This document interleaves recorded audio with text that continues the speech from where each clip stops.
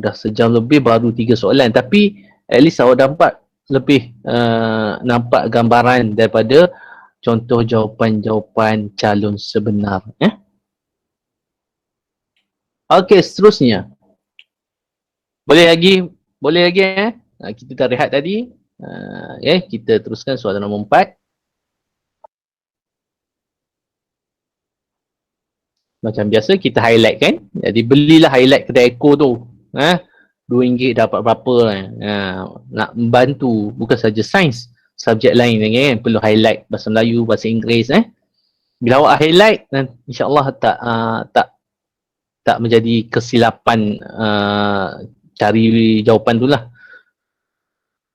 Mengkaji ketertempaan. Mana nak highlight? Ketertempaan bahan yang berbeza. Okey, itu bukan highlight. Alright. Jadi, ketertempaan tu MV ke RV ke CV?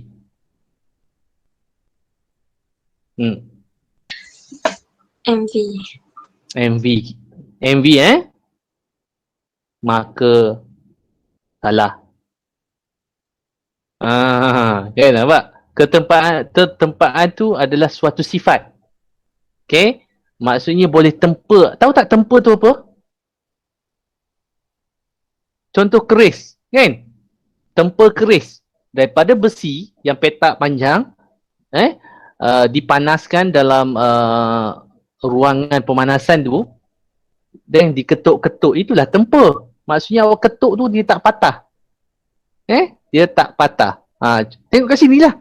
Copper daripada ketul macam tu, diketuk jadi lepeh. Itu tempa. So sini MV ketertempaan tu adalah sesuatu yang kita tengok. Bila kita tengok bukan MV tapi RV. So secara mudahnya, kalau ada konsep, tak boleh juga, bahaya juga awak ingat macam tu, sebab kadang-kadang konsep boleh jadi MV pula. Takut awak hafal jadi pening pula. Okey, tak apa. Jadi mungkin tadi confuse kan, ketertempaan tu apa. Okey, so ingat balik, masuk ketertempaan tu boleh dibentuk atau tidak. Kita tengok 4.1, copper tu boleh bentuk boleh bentuk, tak pecah. Yang ni pula karbon. Karbon contoh mata pensel. Diketuk jadi serbuk, pecah. So siapa yang boleh ditempa sekarang? Kuprum. Okay, kuprum. Okay, jadi dah dapat RV tadi. MV apa? Manipulasi. Jenis bahan. Jenis bahan. Okay, ini dia. MV-nya jenis bahan. Atau awak salin je kuprum, blok kuprum dan blok karbon. Kalau nak salin dua-dua. Itu adalah MV. CV, constant ataupun malar? Menggunakan penukul. Tak boleh. Menggunakan penukul. Oh, maksudnya kita nampak menggunakan penukul. Maksudnya ketuk guna penukul lah, bukannya satu penukul, satu parang macam tu lah. Okay. Dia ada tanya ke CV lah, saya tak ada. Tapi yang jelas kat situ, nampak kat situ size kan? Size bahan. Okay, kalau ada tanyalah size bahan. Okay, nyatakan pemerhatian. Jawapan? Nyatakan pemerhatian pada 4.1. Nampak? So soalan sekarang ditanya 4.1. Awak fokus soalan gambar rajah ni. Okay, pemerhatian seorang? Kuprum ialah bahan yang boleh Kuprum? ialah bahan yang boleh ditempa. Bahan yang boleh ditempa. Okay. Tempa tu adalah yang tersirat, betul tak? Tersirat. Tu inference. Kenapa? So, apa ada lagi? Cuba lagi. pemerhatian. Awak tengok dua-dua ni Kuprum diketuk jadi macam tu. Karbon diketuk jadi macam tu. Jadi apa yang kita nak tulis pemerhatian pada 41? Blok kuprum Menjadi kepingan. menjadi kepingan. Alright, bagus. Terima kasih. Okey, menjadi kepingan. Alright, ini jawapan yang kawan awak jawab tadi. Menjadi kepingan. Okey, lagi satu.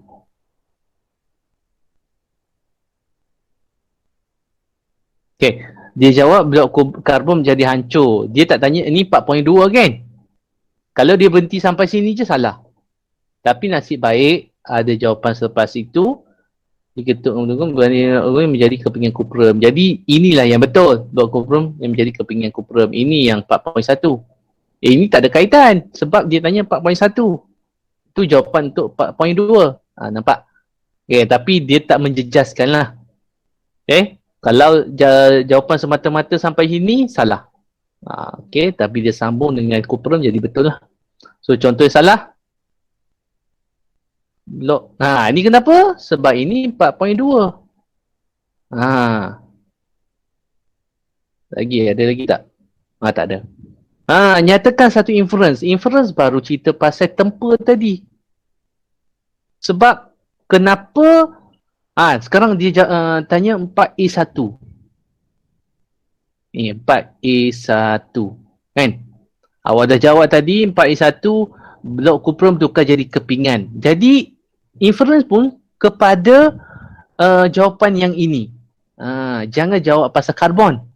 4.1 adalah kuprum. Jadi inference sebab dia. Kenapa? Jawapan? Ini baru tersirat. Inference baru tersirat. Tersiratnya adalah Kuprum boleh ditempa. Kuprum boleh ditempa. Bagus. Okey. Kuprum bukan logam yang mudah ditempa. Yang salah, ni tak ada apa pun kan. Tak tahu masuk ketertempaan. Nyatakan boleh ubah bergerak balas tadi. Dah jumpa ketertempaan. Susah nak sebut. Kan? Ataupun keadaan bahan selepas bahan digetuk. Diketuk lah.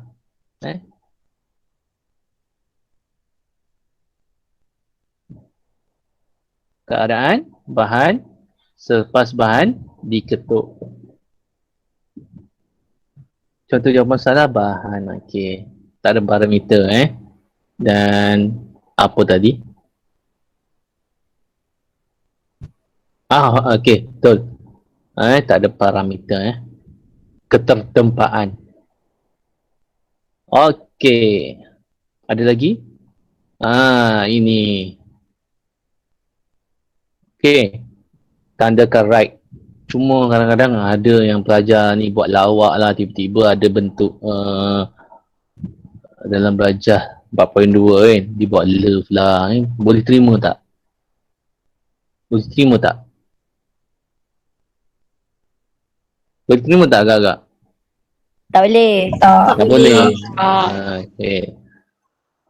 Sebenarnya setakat ini boleh, tapi jangan buat lah. Dia dah suruh buat, tiba-tiba tahun awak cakap mungkin awak pernah diceritakan boleh kan, tiba-tiba buat juga lawak macam tu, tiba-tiba tahun ni tak boleh, ngaya lah. So tanda right je lah. So yang mempunyai ciri yang sama dengan bahan 4.2, maksudnya sama macam karbon lah yang pecah tadi. Besi ketuk tak pecah kan. Sulfur, tahu sulfur tu apa?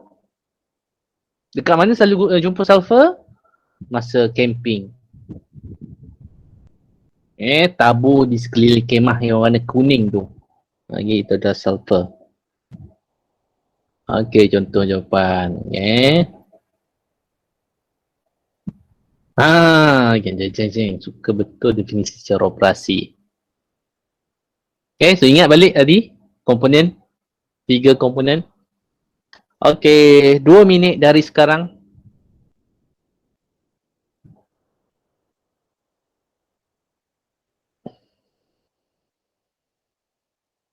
Definisi secara operasi.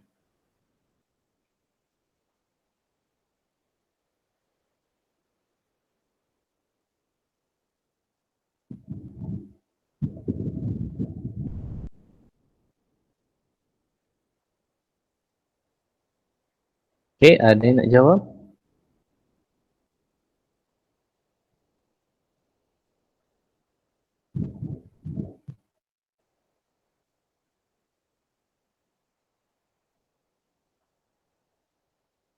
Okey, satu jawapan.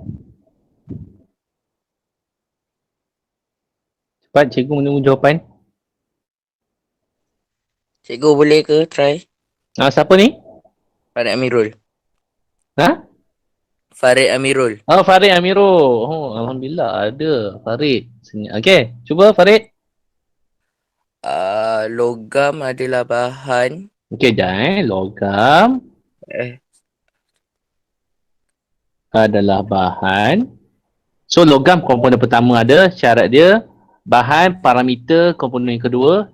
Syarat yang kedua. Bahan yang boleh ditempa. yang boleh. Tempa kan yang? Tak apa. Ditempa. Macam tu? Okey. So, ini adalah pemerhatian. Okey. Terima kasih, Farid. Kita cek satu-satu. Syarat pertama betul. Syarat kedua, parameter betul. Syarat ketiga ni cikgu ulang lagi sekali, pemerhatian.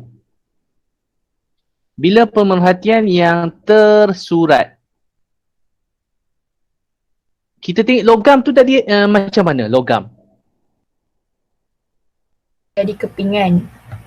Jadi kepingan kan yang tersurat. Yang tersurat tu yang nampak lah. Mana tadi? Ni. So yang 4.1 tu logam, dia jadi kepingan.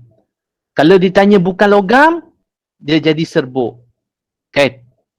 Jadi jawapan Farid tadi, dia komponen ketiga dia ada masalah. Okay? Dia nyatakan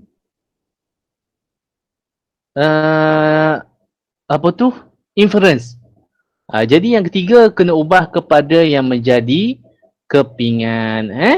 Menjadi bahan yang boleh ditempa ditukar kepada yang menjadi kepingan apabila diketuk. Okey. Nampak kat situ? Ya. Cikgu boleh ke kalau cakap macam logam adalah bahan yang boleh dileperkan? Dileper. Maksudnya jadi keping leper. Okey? Kalau cikgu faham maksud leper itu daripada tebal macam tu jadi nipis kan? Jadi kepingan. Okey, kalau cikgu terima? Boleh? Okey, terima kasih cikgu. Okey. Lagi?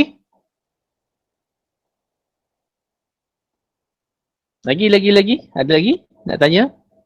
Okey, syarat pertama, syarat kedua yang menyebabkan blok kupra diketuk menjadi kepingan kupra walaupun berbelit-belit sikit ayat dia tapi betul. Okey, jadi Farid tadi dan lain-lain mungkin yang ada terfikir benda yang sama. So elakkan menggunakan komponen ketiga tu, pemerhatian tu yang tersurat. Jangan cerita pasal konsep. Cerita benda yang nampak. Benda yang nampak yang tersurat di dalam gambar raja. Okey, so ini contoh yang salah.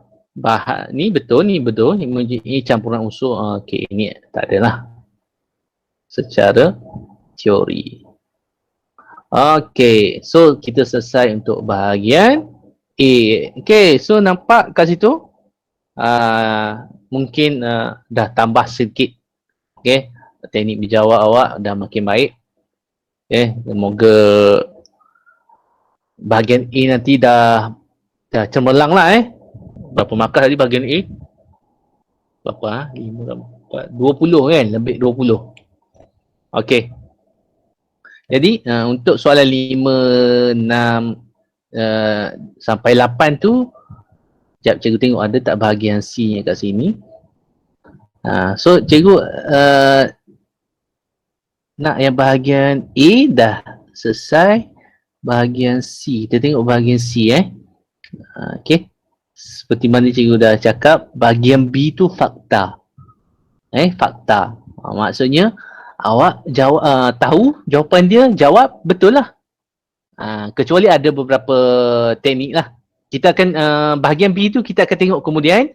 Cikgu akan bagi soalan 2017 nanti. Awak jawab bahagian B je.